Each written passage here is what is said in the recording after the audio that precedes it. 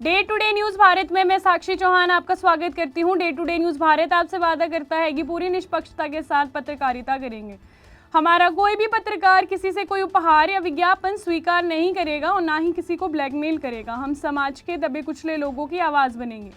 हम चैनल पर कोई ऐसी खबर नहीं दिखाएंगे जो लोगों को भ्रमित करती हो। साथ ही हम लोकतंत्र के चौथे स्तंभ को मजबूत करने की कोशिश करेंगे। चलिए बात कर लेते हैं खबर की। जिला विकास समन्वय एवं निगरानी समीक्षा दिशा ऊना की त्रिमासिक समीक्षा बैठक का आयोजन जिला पार्षद सम्मेलन कक्ष ऊना में किया गया। बैठक की अध्यक्षता हमीरपुर संसदीय क्षेत्र के सांसद एवं दिशा समिति के अध्यक्ष अनुराग सिंह ठाकुर ने की।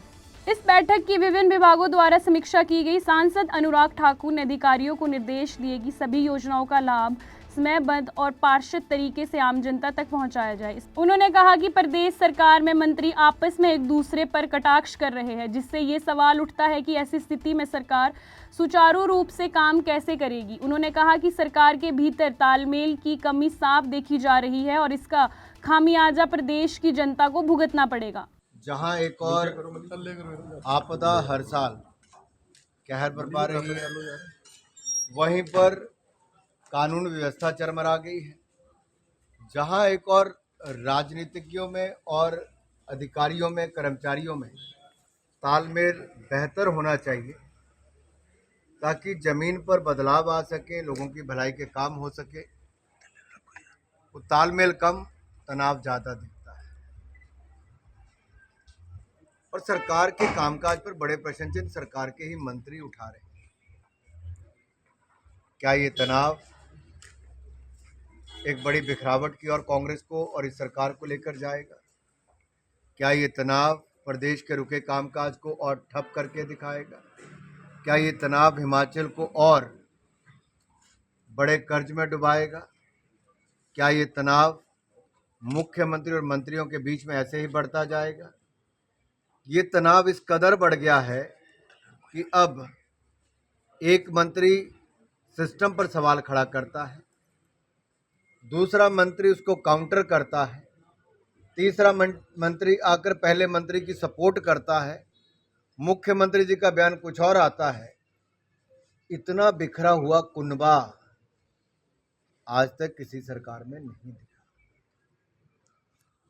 और ये कहीं ना कहीं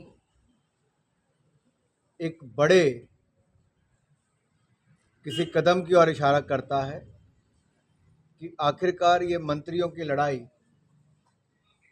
आपस में बेचैनियां, ये तनाव,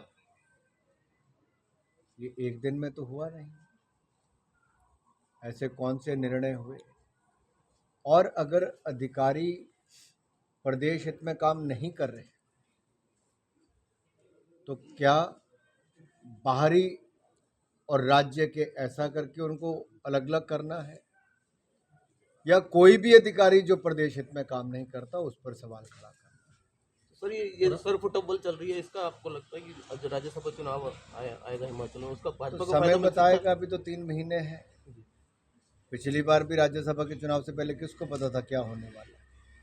एक बात और देखी गई है कि केंद्र प्रायोजित जो स्कीमें हैं वहां पर जो उद्घाटन या शिलान्यास की बात होती है तो जो सांसद हैं उनको नहीं मिला। दुर्भाग्य है, छोटे मन से राजनीति हो रही है। मैं तो कल भी माननीय शिवराज सिंह चौहान जी से मिला। मैंने पूरे हिमाचल प्रदेश की सड़कों की बात की जो लगभग 2000 करोड़ रुपये से ज़्यादा की सड़कें हैं, और मैंने यही अनुरोध किया कि हमें जल्द से ज़्यादा पैसा रिलीज़ करिए। 2000 करोड़ रुपए की सड़कों की मांग मैं माननीय शिवराज सिंह चौहान जी से करके आया हूँ प्रधानमंत्री ग्रामीण सड़क योजना 4 में, ताकि मेरे हिमाचल प्रदेश के गांव-गांव की सड़कें बने।